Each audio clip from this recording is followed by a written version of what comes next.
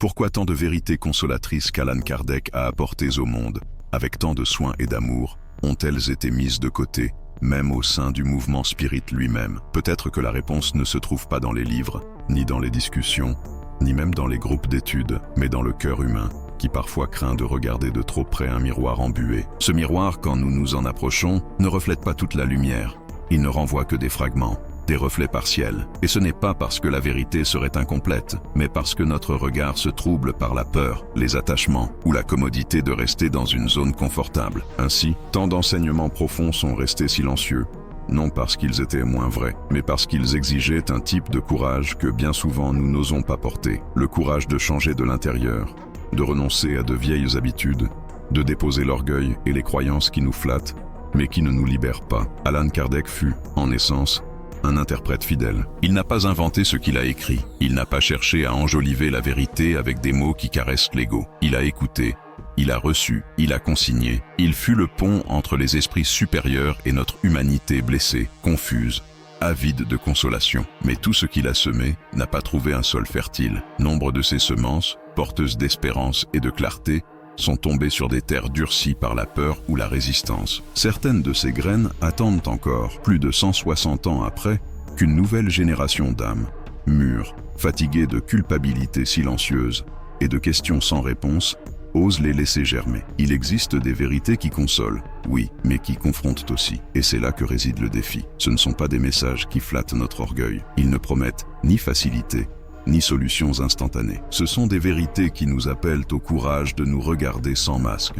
Des vérités qui libèrent l'esprit parce qu'elles brisent des chaînes invisibles, celles de la culpabilité, de la peur, de l'auto-illusion. Voilà pourquoi elles ont été laissées dans le silence. Parce que, bien qu'elles apaisent, elles secouent. Bien qu'elles illuminent, elles dénudent aussi. Et c'est dans ce silence que beaucoup de femmes, surtout à la maturité de la vie, continuent à chercher des réponses. Des femmes qui étudient le spiritisme avec dévotion, mais qui, au fond d'elles-mêmes, portent des doutes qu'elles n'osent pas confesser. Suis-je digne de retrouver mes êtres chers? Ai-je trop failli dans ma mission? Et si ma valeur en tant qu'esprit n'était pas suffisante? Peur, culpabilité et sentiment d'insuffisance rarement exprimés à voix haute, mais qui brûlent dans les profondeurs de l'âme. Ce qui est surprenant, c'est que, dans ces enseignements oubliés de Kardec, se trouvent déjà des réponses à ces blessures invisibles. Le premier point que Kardec révéla avec courage fut que la souffrance n'est pas un châtiment. La plupart d'entre nous, en secret, avons pensé un jour « je paie pour ce que j'ai fait dans une autre vie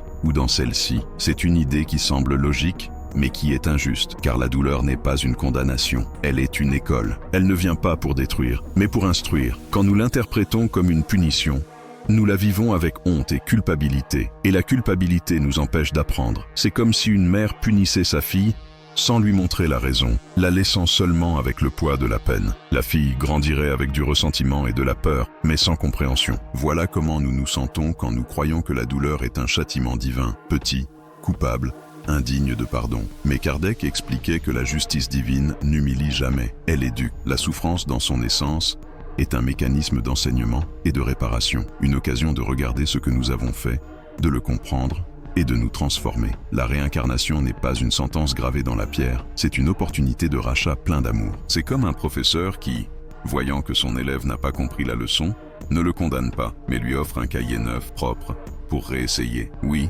il y a des erreurs qui marquent, oui, il y a des conséquences douloureuses, mais il y a toujours des pages nouvelles. Et quand nous comprenons cela, nous cessons de répéter en silence « cela m'arrive parce que je le mérite » et nous commençons à dire « cela m'arrive parce que j'ai quelque chose à apprendre ». Ce changement de perspective transforme non seulement notre relation avec Dieu, mais aussi avec nous-mêmes. Le deuxième point, tout aussi oublié, est que le silence du monde spirituel n'est pas un abandon. Combien de fois une personne en deuil se met-elle à genoux dans la prière, crie-t-elle en larmes, et ne sent aucune réponse? Ce vide est si lourd qu'il semble confirmer que les esprits nous ont laissés seuls. Mais Kardec expliquait quelque chose de précieux. Les bons esprits ne se comportent pas comme des geôliers surveillant chacun de nos pas.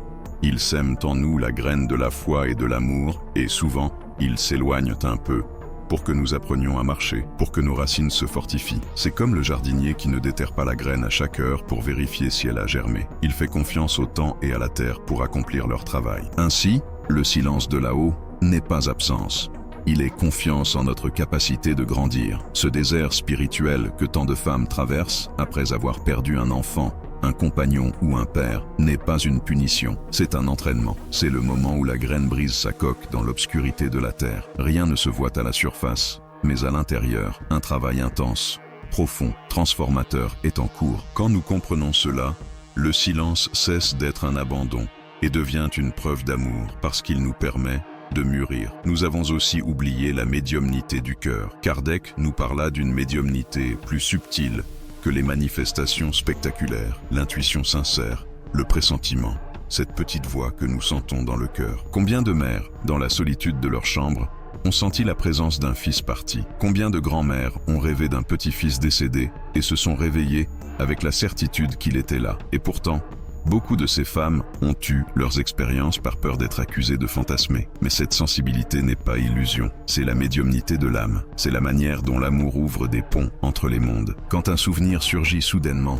quand une sensation d'étreinte nous enveloppe sans explication, ce n'est pas toujours de l'imagination, c'est une communication délicate et réelle. La psychologie reconnaît déjà que les liens affectifs laissent des empreintes si profondes que la mort ne les efface pas. Et dans la vision spirite, ces empreintes sont plus que des mémoires. Ce sont des fils de lumière qui continuent d'unir deux âmes au-delà du temps et de l'espace. Ainsi, quand une mère sent son enfant dans un rêve, elle n'imagine pas, elle exerce la médiumnité oubliée du cœur. Et cette reconnaissance apporte consolation, car elle montre qu'il n'est pas nécessaire d'être un médium de centre spirit pour ressentir. Il suffit d'aimer vraiment. Mais il y a une erreur grave que beaucoup portent encore, croire que la réconciliation peut être remise à après la mort. Kardec fut clair en avertissant que les liens d'orgueil et de rancune que nous ne résolvons pas sur Terre ne se dissolvent pas magiquement dans l'au-delà.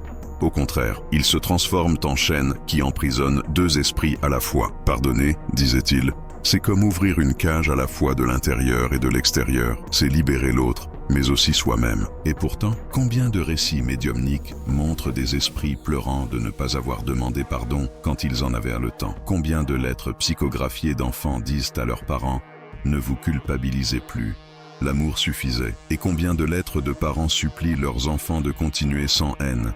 Le pardon ne peut pas être reporté indéfiniment. Ce n'est pas une faveur que nous faisons. C'est une libération partagée. Voilà pourquoi, chaque fois que nous sommes tentés d'attendre la mort pour régler nos comptes, nous devrions nous rappeler, il n'y a pas de meilleur moment que maintenant pour ouvrir le cœur. Le sentiment de culpabilité est l'une des ombres les plus persistantes dans la vie spirituelle de nombreuses femmes. Je n'ai pas été la mère idéale. Je n'ai pas fait assez. J'ai échoué dans ma mission. Ces phrases se répètent dans le silence de la conscience, parfois pendant des années, comme un écho qui ne s'éteint jamais. Mais Kardec nous a enseigné quelque chose que l'on oublie souvent. Il n'existe pas d'esprit de trop, il n'existe pas de réincarnation perdue. Tous les chemins, même les plus tortueux, font partie d'un apprentissage qui conduit vers la lumière. La réincarnation est la réponse divine au sentiment d'insuffisance. Nous ne venons pas sur Terre pour être parfaits d'un coup. Nous venons pour avancer pas à pas, trébucher, nous relever, nous découvrir au milieu de nos chutes. Quand nous comprenons cela, la culpabilité se transforme en humilité sereine. Nous ne répétons plus « j'ai échoué pour toujours », mais « je suis encore en train d'apprendre ». Et cette différence est immense, car elle ouvre le cœur au pardon envers soi-même. Combien de femmes, à la fin de leur vie, s'angoissent en pensant qu'elles n'ont pas accompli ce qu'elles devaient, alors qu'en réalité, chaque choix, chaque erreur, chaque larme faisait partie d'un scénario spirituel plus vaste qu'elle ne pouvait pas contrôler entièrement. La réincarnation nous enseigne qu'aucun amour ne se perd, qu'aucune opportunité ne se ferme pour toujours. Il y aura de nouvelles rencontres, de nouvelles possibilités, de nouvelles pages. Cependant, il existe un danger silencieux que Kardec a également signalé, l'obsession spirituelle déguisée en perfection morale. Il y a de nombreux esprits pseudo-sages qui exigent de nous plus que ce que la loi de Dieu elle-même demande. Ils nous chuchotent des exigences impossibles. Tu dois être impeccable, tu ne peux pas échouer, tu ne peux pas ressentir de colère, tu ne peux pas trop pleurer. Et beaucoup de femmes, avec des cœurs sensibles et un désir sincère d'être bonnes, tombent dans ce piège. Elles deviennent des juges implacables d'elles-mêmes, jamais satisfaites, toujours chargées d'une culpabilité chronique. C'est une forme d'obsession si subtile qu'elle passe inaperçue. Kardec a averti que nous devons nous méfier des messages qui nous enlèvent la paix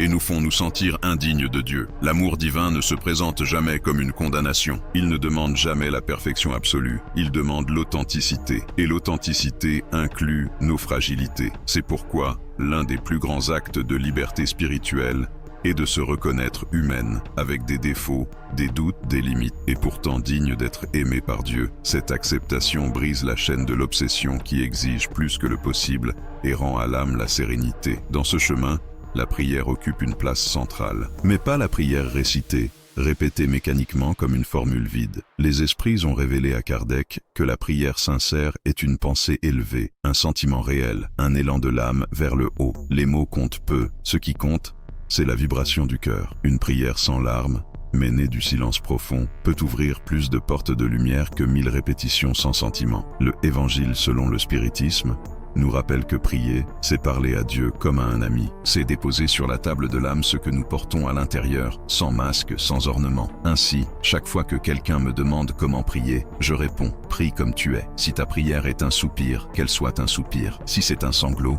qu'elle soit un sanglot. Si c'est un mot simple, que ce soit ce mot. Ce qui élève, ce n'est pas le discours, c'est la sincérité. Une mère qui, dans le silence, dit « Dieu prend soin de mon fils », de tout son cœur, élève une prière plus puissante que la plus éloquente des oraisons, parce que l'amour véritable trouve toujours son chemin vers l'infini. Un autre aspect oublié dans les enseignements de Kardec est l'attachement à la matière. Combien d'esprits, après la mort, restent liés à des maisons, à des objets, parfois même à leur propre corps. Ils n'arrivent pas à se détacher, car durant leur vie, ils ont cultivé une peur profonde du manque, une dépendance excessive à la matière. Ils ont vécu comme si la sécurité se trouvait dans les choses, et non dans l'esprit. Et en désincarnant, ils se trouvent prisonniers de leurs propres pensées. Kardec nous rappelle que l'esprit récolte ce qu'il sème en lui-même. Si nous cultivons l'attachement, nous récoltons des chaînes. Si nous cultivons la confiance, nous récoltons la liberté. C'est pourquoi le détachement aimant est une discipline nécessaire. Il ne s'agit pas de nier la matière, car la matière est aussi un instrument d'apprentissage. Il s'agit de l'utiliser avec gratitude,